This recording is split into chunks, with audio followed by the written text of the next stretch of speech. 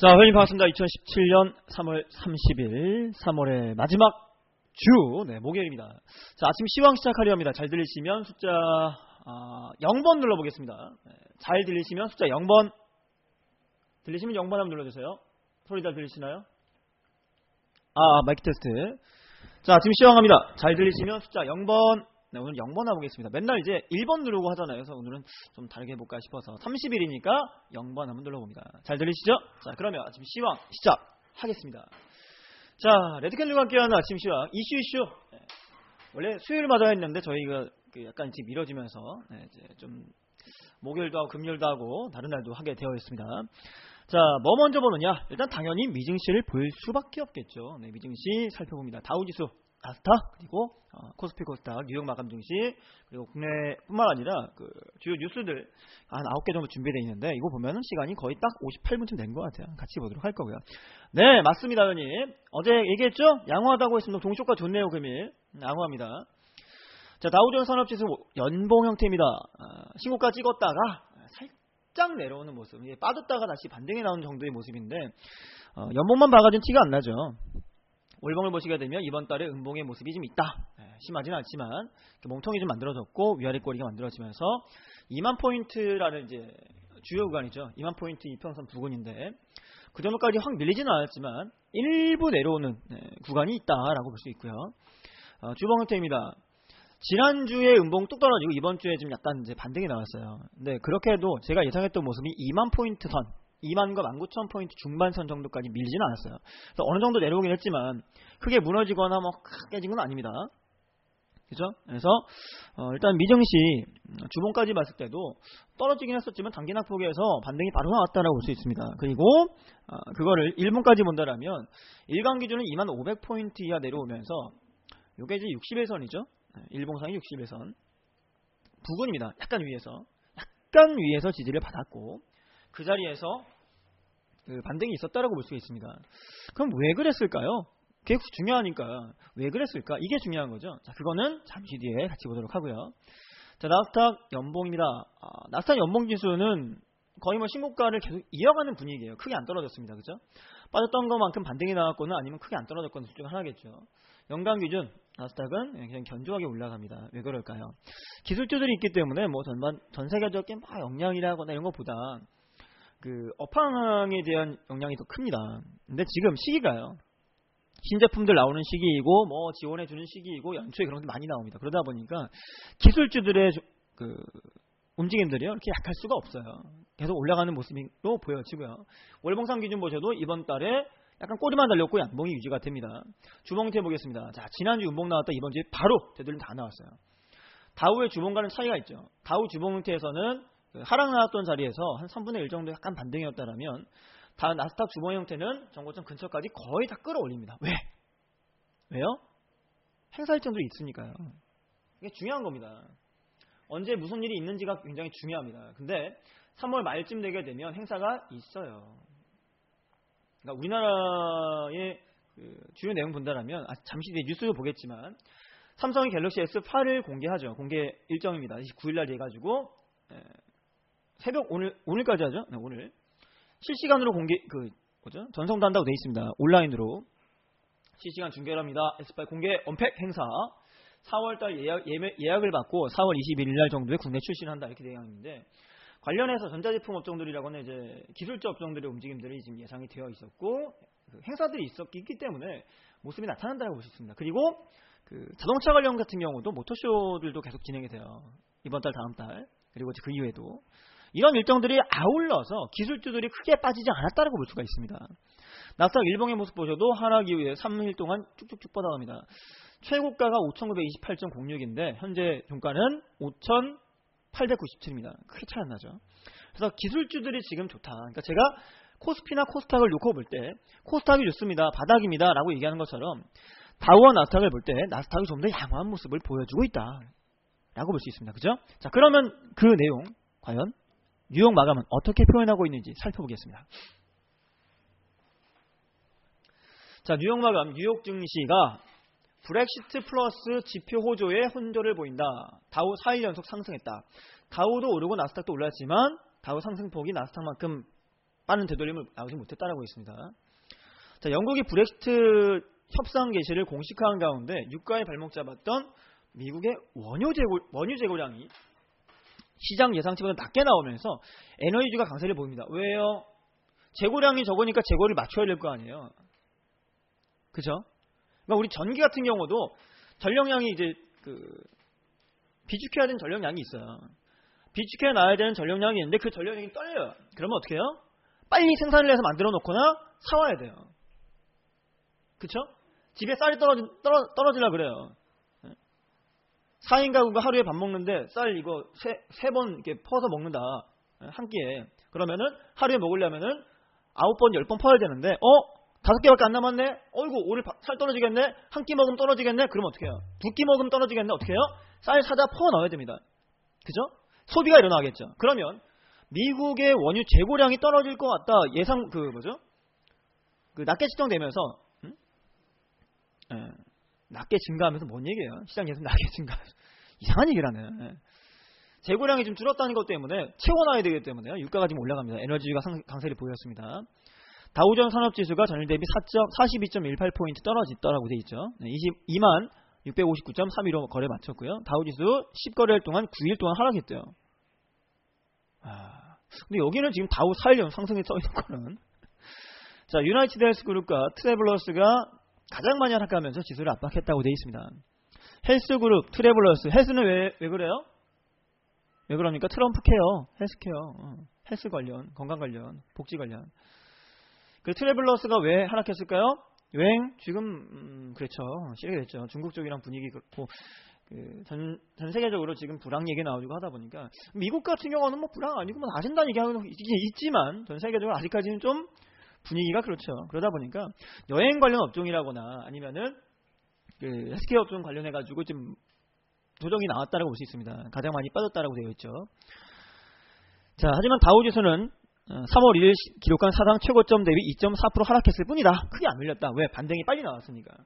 하락이 많이 나오긴 했지만 며칠 동안에 되돌림이 빨리 나왔어요. 많이 반등이 나왔어요. 그러면서 그렇게 심하게 안 내려왔다는 얘기죠. S&P 500 지수 전일 대비 2.56포인트 상승한 2361.13으로 마감했고요. 에너지 업종이 지표 호조에 힘입어서 올랐다. 아까 얘기했죠? 재고량 부족이기 때문에 채워 넣을 거다. 물건 살 거다. 매출 나올 거다. 나스닥 종합지수 5,897.5로 전일보다 0.38% 올랐습니다. 자, 버텍스 파머시티컬스와 아마존이 각각 20%, 2.1% 오르면서 상승을 했다고 했습니다. 아마존은 이제 온라인 쇼핑 플랫폼 사잖아요. 그죠? 초거대 플랫폼사인데 요즘에 그 아마존이 또 새로운 변화를 또 꿈꾸는 게 있습니다. 일본이라거나 중국이라거나 아니면 이제 그 미국의 거대 기업들이 하는 그 플랫폼사들이 하는 사업 방향들을 보게 되면 어떤 게 되느냐? 4차 산업혁명의 일환이 될 수 있을 만한 쪽으로 좀 전환이 되고 있습니다. 그러니까 소비와 생산과 중간에 연계와 이런 것들 다 합쳐가지고요. 4차 산업혁명에 대한 교육한 적이 있었잖아요. 제가 저녁에 했던 것처럼 소비자들이 원하는 것들, 필요한 것들, 얼마나 쓰는 것들을 이런 거 수치화해가지고 생산 자체를 이렇게 한다는 거예요. 맞춰서. 얼마 소비 나올 것 같으니까 생산 자체를 이만큼만 해야 된다라고 바꾸는 거죠.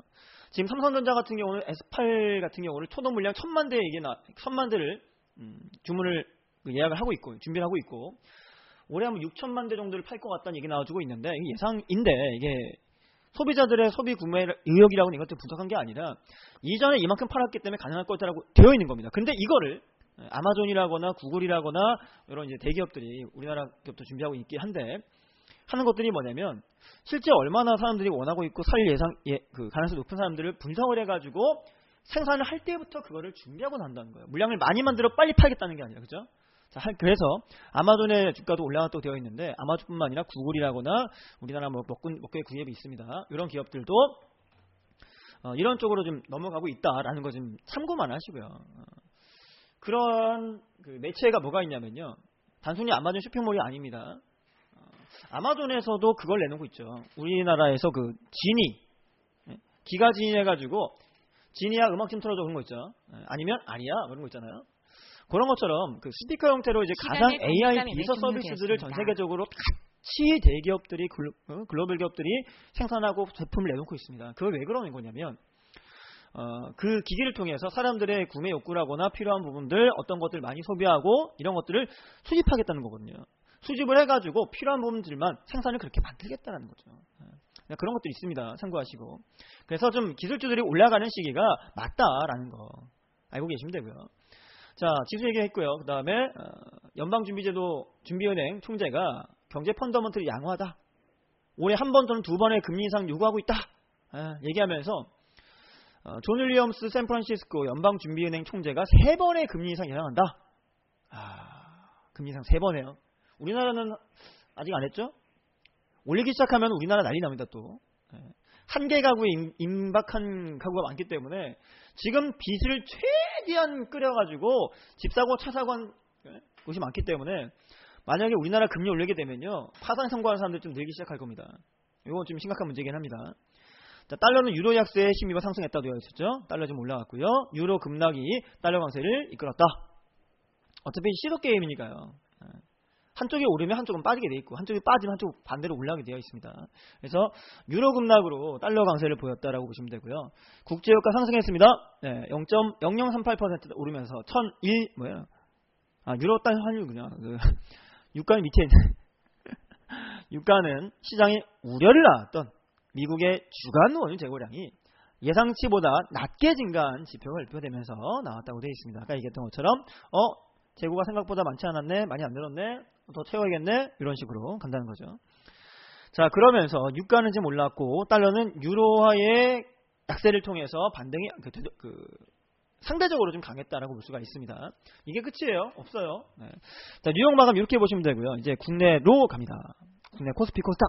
자, 코스피 연봉입니다. 여전히 코스피가 2100포인트 이상에서 좀 잘 버텨요. 유지가 됩니다. 2100포인트 중반까지 와 있고 살아있는 모습인데 안 빠지죠. 약간 빠지는 듯 했는데 올라가고 빠지는 듯 했는데 올라가고. 이야, 대단합니다. 자, 올본 그림 보시게 되면 요거예요. 정고점 부근까지 끌어올립니다. 2100포인트 중반 넘고 후반 2200 근처까지 올라오다가 말았어요. 약간 윗꼬리. 정고점에 근접한 데까지 오면서 추가 급등이 안 나오니까 또 이런 얘기 나옵니다. 또다시 박스핀인가? 라는 얘기가 나오기 시작합니다. 뭐 그럴 가능성도 큽니다. 네.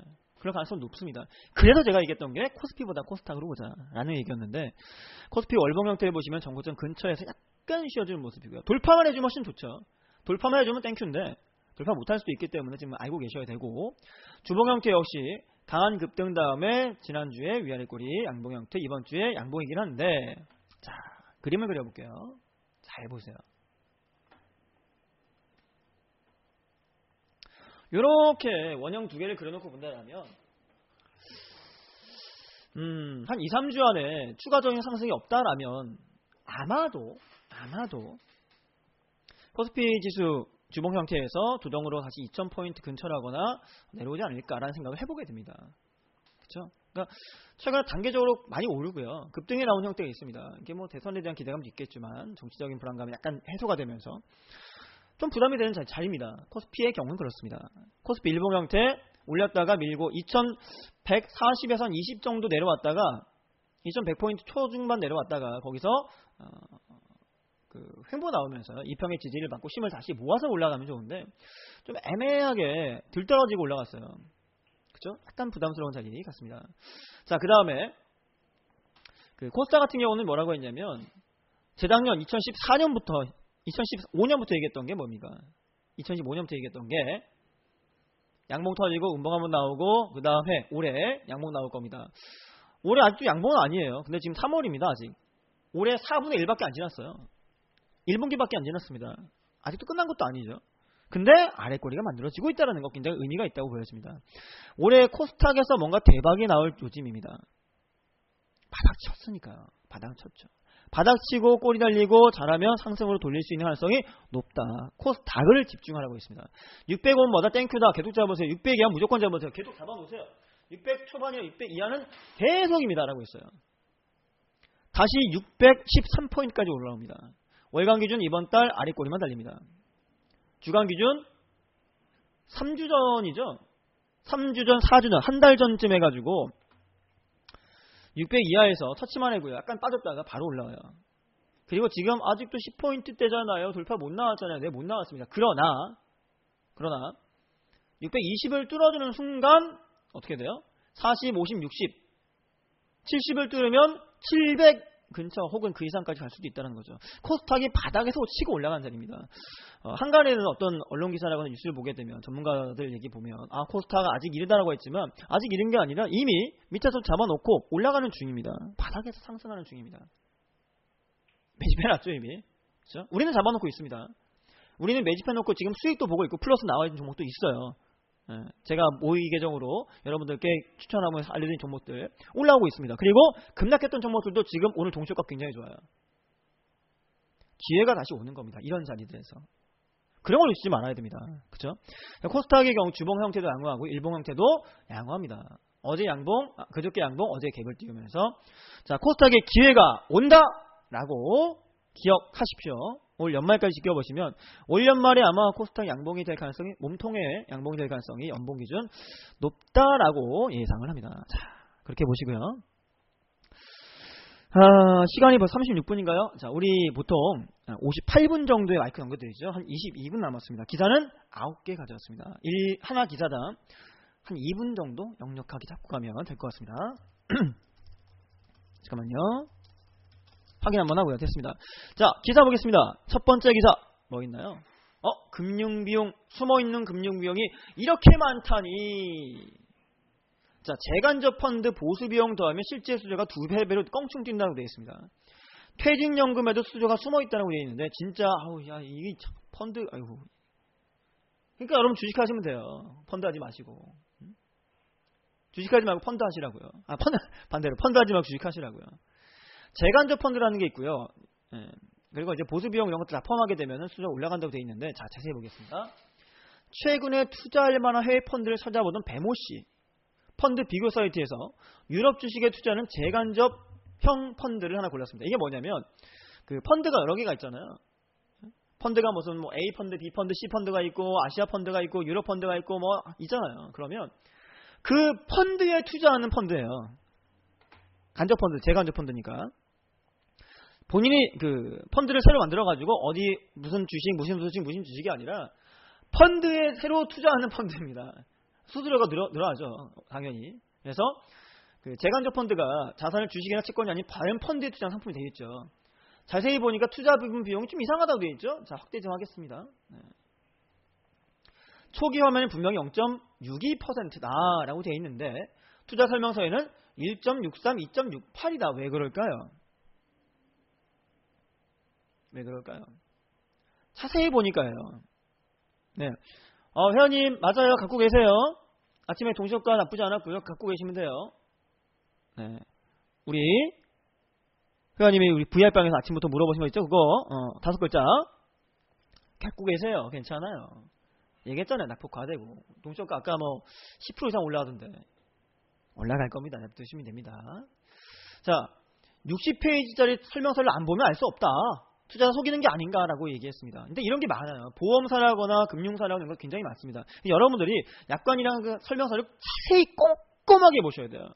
그렇게 안 하면 이렇게 문제되는 일이 생길 수가 있습니다. 자, 숨어있는 비용입니다. 투자자가 알기 힘든 비용, 금융투자업계에서 자료 제공했고요.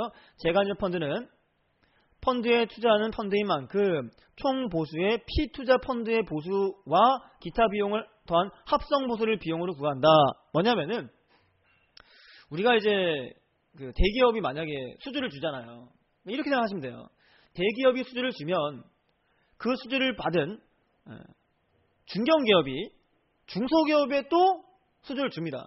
그러면 그 수주를 받은 중소기업이 또 영세기업에 수주를 줍니다. 그쵸? 그럼 어떻게 돼요? 중견기업이 떼먹고 중소기업이 떼먹고 영세기업으로 넘어가니 영세기업을 받을 수 있는 건 적어집니다. 중간중간에 하나씩 떼먹는다는 거예요. 그러니까 펀드가 늘어나서 재간접 펀드에 또 재간접 펀드에 또 재간접 펀드가 되면 그분들이 떼먹고 하니까 당연히 다단계예요.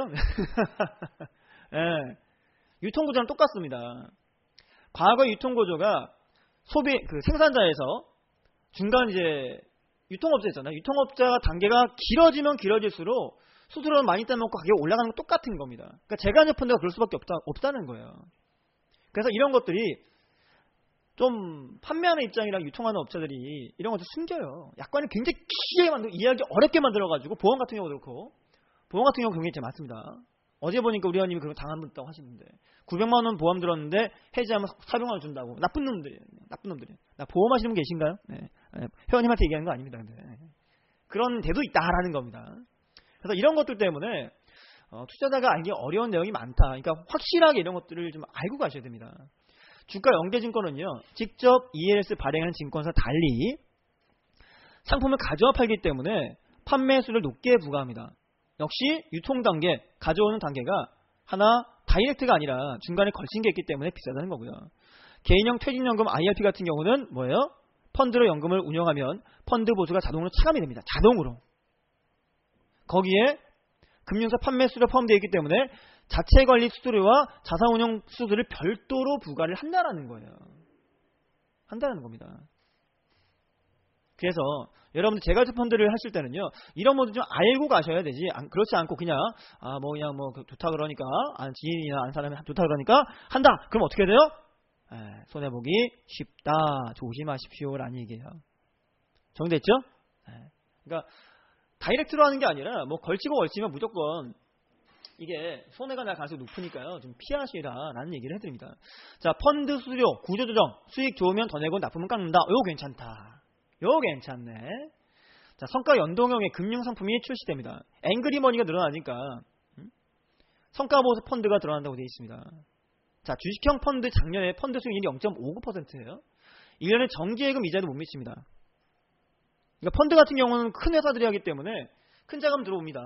그래서 좀 믿고 가는 경향이 있어요.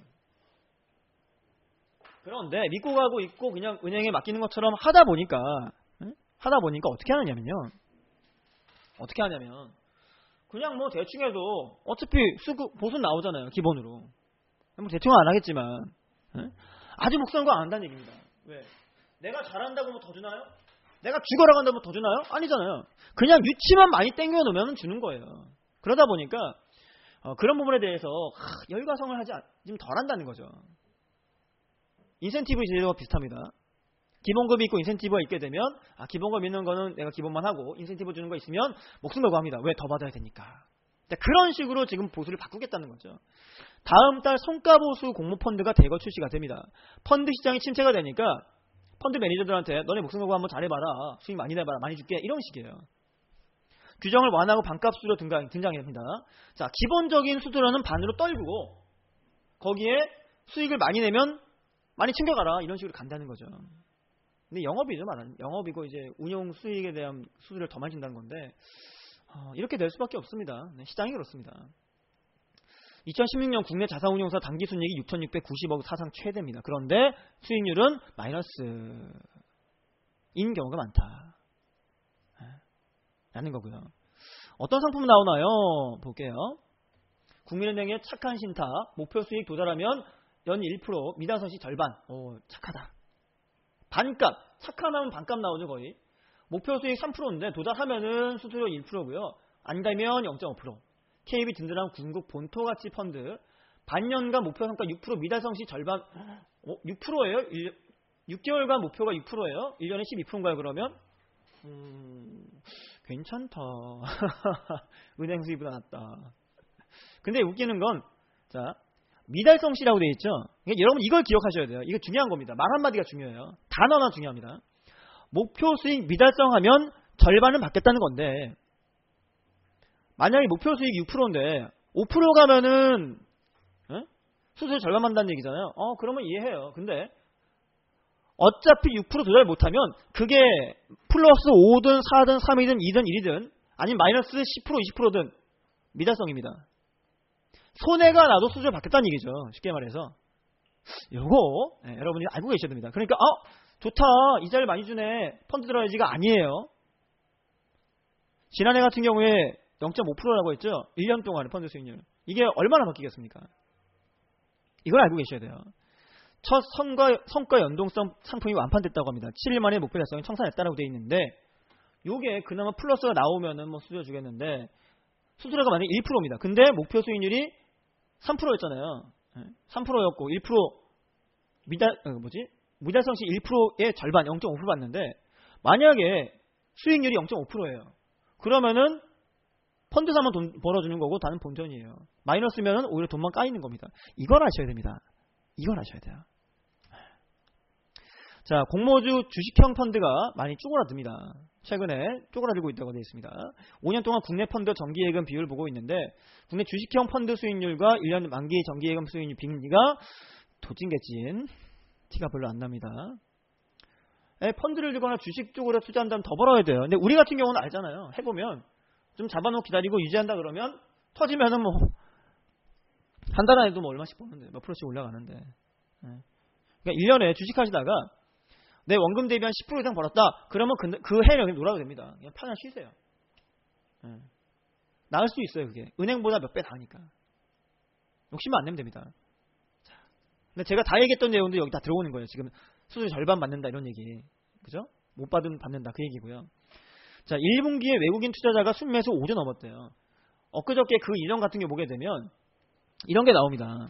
어떤 게 나왔냐면 외국인들 순매수 동향 해가지고 매매 동향 보시면 외국인들이 뭐 몇백억을 샀고 1,000억 이상 샀고 이게 계속 들어오면서 최근 들어 이제 3개월 그러니까 이번 달까지죠. 이번 주가 이제 3월 말이니까 1월과 3월 중에 1분기입니다. 외국인 투자자의 순매수가 5조를 넘었대요. 많이 샀다는 얘기입니다. 왜 그럴까요?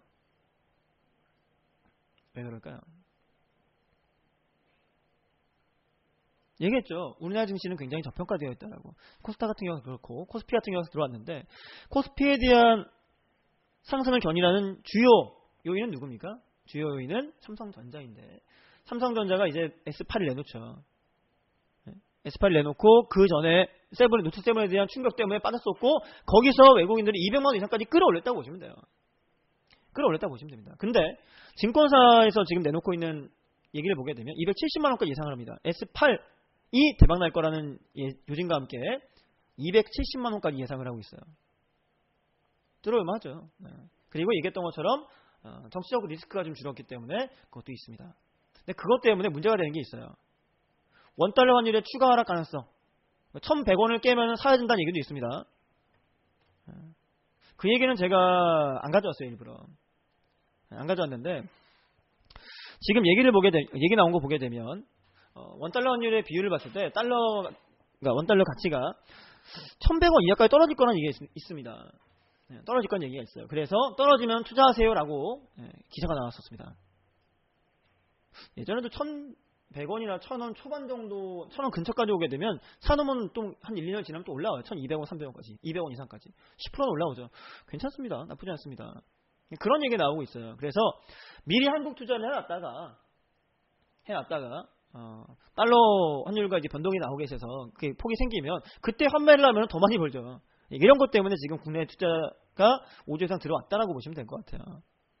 그렇죠? 이렇게 보시고 자, 대우조선 채권단 주식 매각 인센티브 금융권은 시큰둥이다. 사채권자 50% 출자 전환 동의 때는 9월에 거래 정지 해제 후 매각을 허용한다. 그런데 지금 대우조선을 좀 거시기해졌어요. 어제 한정 기사 나왔죠. 한정 얘기 나왔었습니다. 회사채 기업원 보유연하기 연기금이 국민연금 3,900, 우정사업부문 1,800억, 사학연금 1,000억, 증권사가 하이투자, 하나금융 400, 300, 200, 200, 200 이런 식으로 자산운용사 KB 자산운용이 800억을 갖고 있습니다. 가장 많은 건 국민연금 그리고 우정사업본부 이쪽이 1,800억, 3,900억을 많이 가지고 있습니다. 연기금 쪽에서 가장 많은 자금을 가지고 있죠. 가장 많은 가지금을 가지고 있고요. 대우조선해양이 정상화를 위해서 손실 분담을 요구하면서 사채권자를 압박하는 채권단이 주식 매각 허용을 당근을 꺼냈다고 되어 있습니다. 근데 뭐 별로 그닥 이렇습니다. 그쵸? 딱 그렇습니다. 마지막에 보시면 이런 게 나와요. 대우조선에 대한 추가 지원과 법정관리 가능성을 점치는 해외의 시각도 나오고 있다. 그리고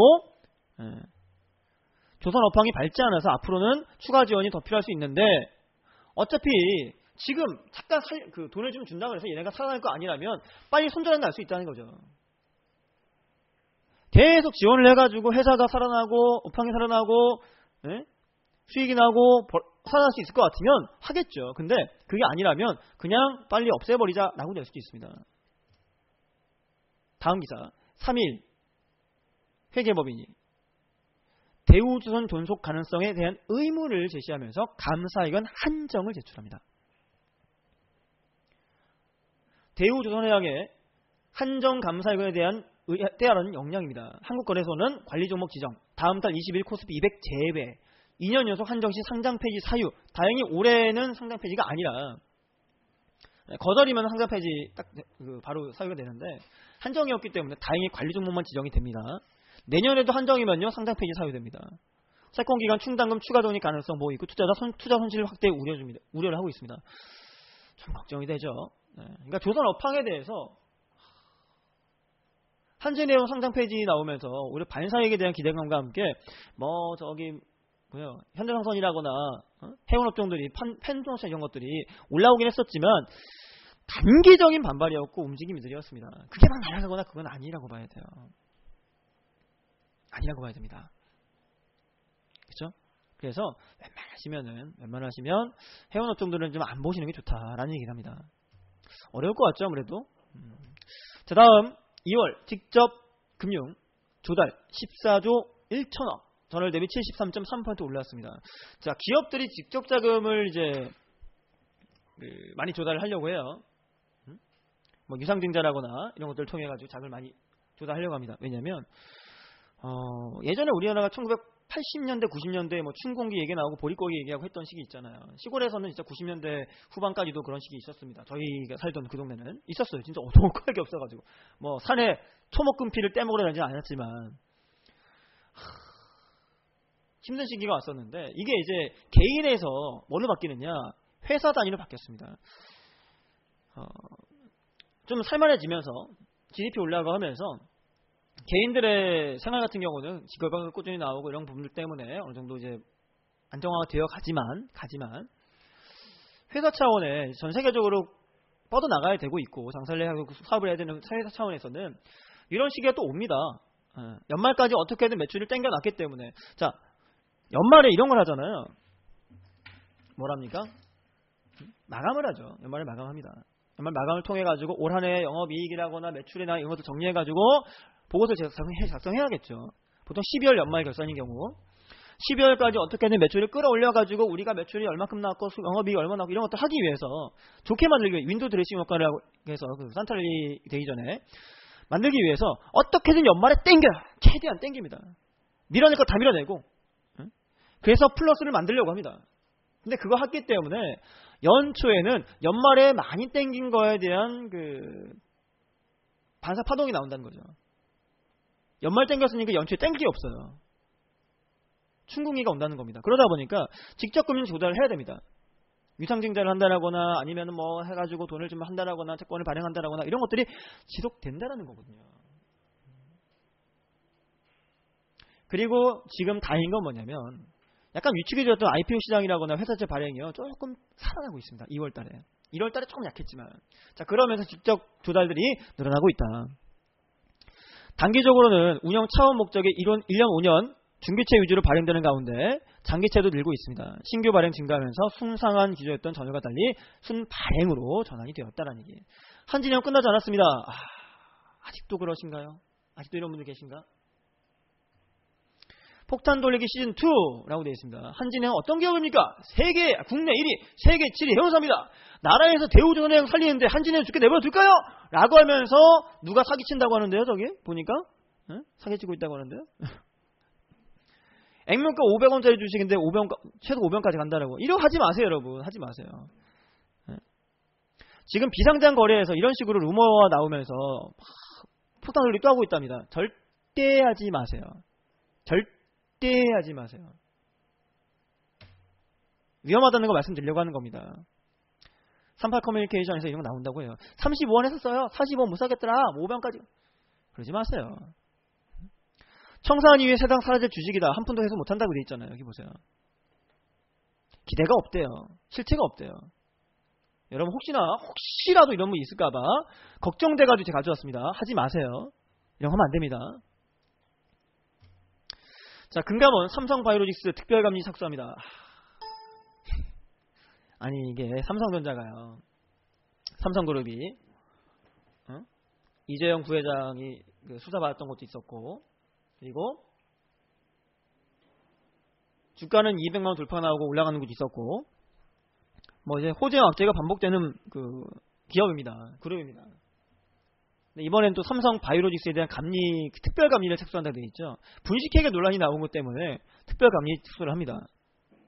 30일 열린 증권선물위원회에서는 삼성바이오로직스에 대한 감리에 대한 논의가 이루어진다고 되어 있습니다. 관련해서 구체적 계획을 세운 뒤 감리에 착수할 거다라고 되어 있어요. 4년간 연속 적자를 내다가 상장 앞두고 1조 9천억 순이익이 났어요. 이게 돼요?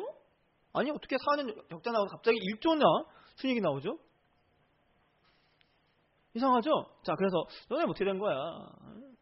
왜 이런 거야? 상장 전에 원래 상장 전에 매출이 좋거나 영업이익이 좋아야 되기 때문에 만드는 것 같아요. 그래서 너무 티나게 작업한 것 같다 그래가지고 이런 흑자 전환이요. 회계상의 자회사 바이오에피스 기업 가치를 공정 시가액을 변경해서 가능했다. 근데 이게 회계 처리 기준이 변경이 분식회계에 볼 수 있기 때문에 조사를 좀 하자. 근데 이게 만약에 문제가 된다면 어떻게 될까요? 또 악재 터지는 거죠. 그런데 말입니다. 다음 기사를 보시면 또 기대감이 또 생겨요. 냉탕과 온탕을 반복합니다. 자, 삼성전자 갤럭시 S8 판매 양호 전망. 자, 삼성 갤럭시 S8 그 사진 제공 여기 나와 있죠. 여기 화면이 넓어졌어요. 요즘의 대세가 그래요. 화면이 넓어지는 분위기입니다. 그 좌우측 베젤을 최대한 줄여가지고 버튼을 거의 다 빼고요. 최대한 화면을 넓게 하는 걸로 바뀌고 있잖아요. 그래서 이제 삼성전자 S8이 그 언팩 행사를 하고요. 출시는 다음 달에 합니다. 예약을 받는 게 4월 7일인가부터 시작으로 알고 있고 4월 20일 날 국내 판매를 시작할 겁니다. 관련해 삼성전자 주가에 대한 기대감들이 270만 원까지 뭐 예측하고 있다. 이게 나왔죠. 목표 주가. KB증권인가요? 나오네요. S8이 전작 대비 인공지능 빅스비라고 하는 인공지능과 풀스크린 인피니티 디스플레이를 새롭게 추가했습니다. 4가지의 무기가 있다고 되어 있는데 운영체제가 안드로이드 V70, 누가 OS 뭐 어쩌고저쩌고 나오죠. 이런 것들을 했다라고 해서 카메라 같은 경우 전면 800에 후만 1200만밖에 안 돼요. 출시를 다음 달 21일 정해지면서 하반기 아이폰 8 출시 전까지 프리미엄 폰 대기수를 선점할 거다라고 되어 있습니다. S8 출하량이 4,600만도 추정한다 되어 있습니다. 그리고 2013년부터 출시된 S 시리즈 판매량이 4,000에서 5천만 대 수준 기록했다. 그러니까 4천만 대에서 뭐 그냥 본다. 근데 뭐 다른 데서는 6천만 대 이상 본다라고 또 나와줍니다. 자, 그러면서 양호한 실적을 낼 거라는 기대감을 내놓고 주가도 높게 보고 있습니다. 근데 앞에 삼성바이오로직스 듣고 찝찝하다. 냉온탕 왔다 갔다 합니다. 그냥 확 다 좋다고 얘기 안 합니다. 자, 그래서 지금 냉탕과 온탕을 오락가락하고 있는 시기에 여러분들은 어떻게 해야 되느냐? 비중관리 그리고 보이선 대응 이런 것들 안전장치를 꼭 걸어놓고 매매를 하셔야 된다라는 말씀드립니다. 자, 오늘 목요일입니다. 내일이면 금요일 주말을 앞두고 있는 주말을 목 앞에 두고 있는 목전에 두고 있는 목요일입니다. 목 아프지 말고 무리하지 말고 안전하게 수익 내시길 바라고요. 그래도 하나쯤은 대박이 나야겠죠. 자, 오늘 여러분의 대박을 누가 해줄까요? 선제공님이 내주실 겁니다. 오늘도 대박 나시고요. 저는 여기까지 합니다. 다음 시간에 찾아뵙겠습니다. 선제공님 마이크 넘겨 드립니다. 오늘도 성공하십시오.